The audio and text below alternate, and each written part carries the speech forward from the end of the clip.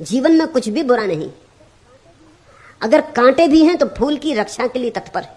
इसलिए जीवन में जो भी है सुंदर है, और अगर किसी चीज का सौंदर्य हमें दिखाई नहीं पड़ा है तो हमारी कहीं भूल चूक हो रही।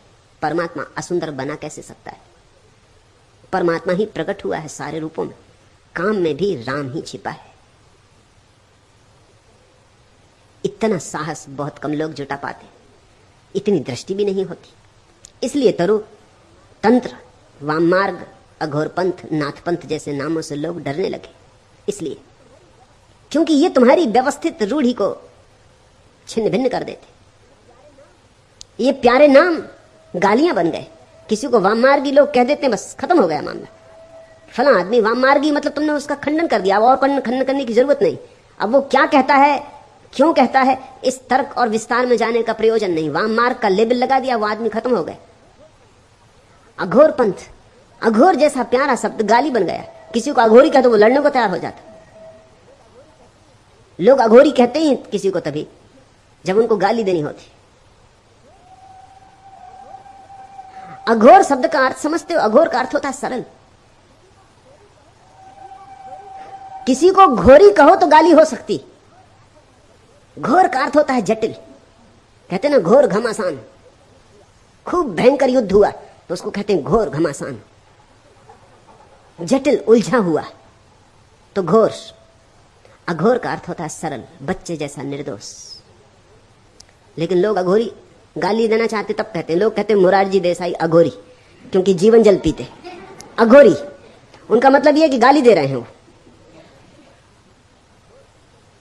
अघोर तो सिर्फ थोड़े से बुद्धों के लिए उपयोग में लाया जा सकता है। गौतम बुद्ध अघोरी, कृष्ण अघोरी, क्राइस्ट अघोरी, लाओत्सु अघोरी, ऐसे लोगों के लिए ही सिर्फ उपयोग में लाया जा सकता है। गोरख अघोरी, सरल, निर्दोष, सीधे साधे, इतने सरल कि गणित जीवन में है ही नहीं। हिसाब किताब लगाने का भाव ही चला गया है। तुम तो जिसको धार्मिक कहते हो वो भी हिसाब किताब लगाता है। वो देखता है कि इतने उपवास करूं तो स्वर्ग मिलेगा, इतने व्रत रखूं तो स्वर्ग मिलेगा, इतना दान करूं तो स्वर्ग मिलेगा। ये सब हिसाब किताब है। इस दान में भी बाजार है, इस दान में भी व्यवसाय है, सौदा है। इस पुण्य में भी छिपा हुआ पाप है।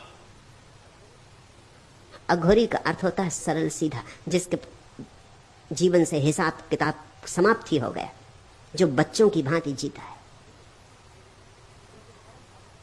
यह तो परम अवस्था है, परमहंस अवस्था है अघोर। मगर ये गालियां बन गई दुर्भाग्य से। नाथ पंथ, गोरखनाथ और उनके गुरु मच्छिंद्र नाथ के कारण तंत्र की ये शाखा नाथ पंथ कहलाने लगी। भाव बड़ा प्यारा है। नाथ का अर्थ होता है मालिक, जिसको सूफी कहते हैं या मालिक।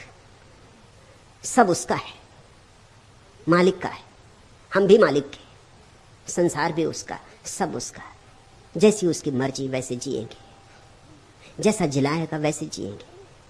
हम अपनी संकल्प को आरोपित ना करेंगे, हम चेष्टा से ना जिएंगे। हम ऐसे बहेंगे जैसे कोई नदी की धार में बह जाए, हम तैरेंगे नहीं। यह भाव है। उस मालिक के रहते हम अपना संकल्प क्यों बीच में लाएं? हमारा संकल्प आया कि अहंकार आया, अहंकार आया कि हम भटके, तो हम तो बिना अहंकार के जिएंगे। उसकी जैसी मर्जी। जैसे सूखा पत्ता हवा में उड़ता, पश्चिम जाए कि पूरब, दक्षिण जाए कि उत्तर, उसे कोई चिंता नहीं। हवा जहां ले जाए, लड़ता नहीं, प्रतिरोध नहीं करता, संघर्ष नहीं करता कि मैं तो पश्चिम जाऊंगा, कि मुझे पूरब नहीं जाना, मुझे क्यों पूरब लिए जा रहे हो। नहीं, पत्ते की क्या मर्जी। ऐसा जो हो जाए तो समझना कि नाथपंथी। ऐसे ही रहे गोरख, इस सहज मर्जी से रहे, इस सरलता से रहे। मुल्ला नसरुद्दीन की शादी हुई तो जैसा मुसलमानों में रिवाज है,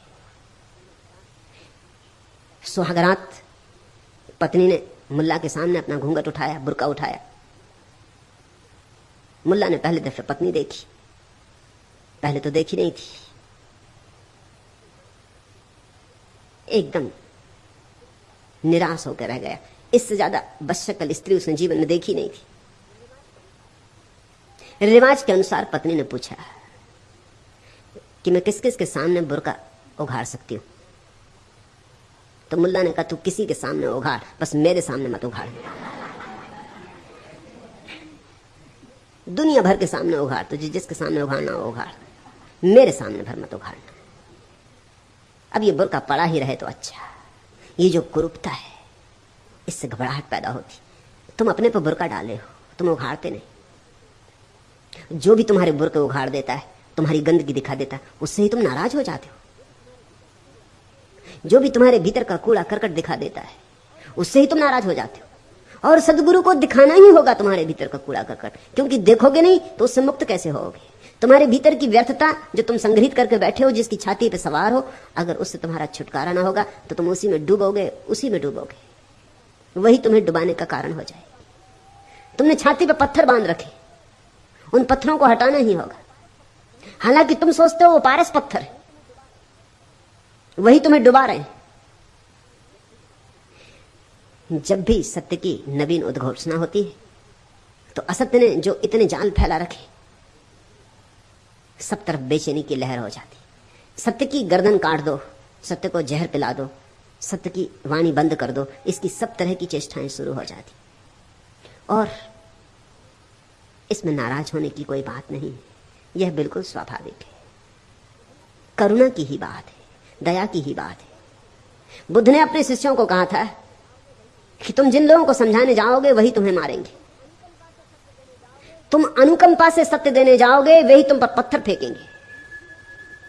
तो नाराज मत होना, उनकी भी मजबूरी है, वे भी क्या करें। सदियों सदियों तक उन्होंने जो सत्य माना था, तुम उसे तोड़ने आ गए, तुम उनका भवन हिलाने लगे। इसी भवन को उन्होंने अपनी सुरक्षा समझा था, तुम उनकी दीवारें गिराने लगे, तुम उनके बुरके उठा के उनकी कुरूपता दिखाने लगे। वो नाराज होंगे। एक शिष्य जाता था पूर्ण यात्रा पर बुद्ध का संदेश लेकर। बुद्ध ने पूछा तू कहां जाएगा? बिहार का एक हिस्सा था सूखा। उसने कहा कि सूखा अब तक कोई भिक्षु नहीं गया, मैं वहां जाऊंगा। बुद्ध ने कहा वहां तू न जा तो अच्छा, उस इलाके के लोग बड़े खतरनाक हैं, इसलिए अब तक कोई भिक्षु वहां गया नहीं। वे तुझे गालियां देंगे तो तुझे क्या होगा? तो पूर्ण ने कहा वो मुझे गालियां देंगे तो मैं अपने को धन्यभागी समझूंगा कि सिर्फ गालियां देते हैं, मारते नहीं। बुद्ध ने कहा और अगर उन्होंने तुझे मारा फिर तुझे क्या होगा पूर्ण? तो पूर्ण ने कहा कि मैं धन्यभागी समझूंगा अपने को कि मारते ही हैं, मार नहीं डालते। बुद्ध ने कहा एक सवाल और, अगर वो मार ही डाले तो मरते मरते तुझे क्या होगा? तो पूर्ण ने कहा कि और क्या होगा, यही कि कितने भले लोग हैं कि उस देश से छुटकारा दिला दिया है जिस देश में रहता तो शायद कोई भूल चूक हो जाती। अब भूल चूक ना हो सकेगी। उस देश से छुटकारा दिला दिया जिसमें रहता तो शायद कहीं पैर गलत रास्तों पर पड़ जाते, कुछ से कुछ हो जाता, भटक जाता। उस देश से छुटकारा दिला दिया। उनके प्रति अनुकंपा से भरा हुआ मरूंगा, उनके प्रति कृतज्ञता से भरा हुआ मरूंगा। बुद्ध ने कहा फिर तू जा, फिर तू कहीं भी जा, तू जहां भी जाएगा वहीं तू मित्र पाएगा, क्योंकि तुझे अब शत्रु दिखाई नहीं पड़ सकता। नहीं दिखाई पड़ने से शत्रु नहीं हो जाता, ऐसा नहीं है। मगर जिसको शत्रु दिखाई पड़ना बंद हो जाता है वही सत्य की उद्घोषणा कर सकता है। शत्रु तो होंगे पैदा, तत्क्षण पैदा हो जाएंगे। सत्य के शत्रु निरंतर पैदा होते। हमारी इतनी समझ कहां कि हम सत्य को पचा पाए, इतनी छाती कहां हमारी बड़ी कि हम सत्य को अपने भीतर समाविष्ट करें, अपने भीतर मेहमान बन जाने दें। हम आतिथ्य बने सत्य के, सत्य अतिथि बने, इसकी हमारी पात्रता कहां? इसलिए निरंतर ये होता रहा, निंदा होती रही, उपेक्षा होती रही, मगर सत्य अपनी उद्घोषणा बार बार करता रहा है। और मैं तुमसे कहता हूं कि सत्य आता है मस्तिष्क के दाएं हिस्से से जो बाएं हाथ से जुड़ा है। हिसाब किताब आता है मस्तिष्क के बाएं हिस्से से जो दाएं हाथ से जुड़ा है। हिसाब किताब वाला आदमी कविता के प्रति कभी भी राजी नहीं होता। धन दौलत को मूल्य समझने वाला व्यक्ति ध्यान का मूल्य नहीं समझ पाता। और दुकान ही जैसे सब कुछ है, वह मंदिर का नहीं हो पाता। और अगर मंदिर में चला भी जाए तो मंदिर भी उसके साथ ही भ्रष्ट हो जाता है।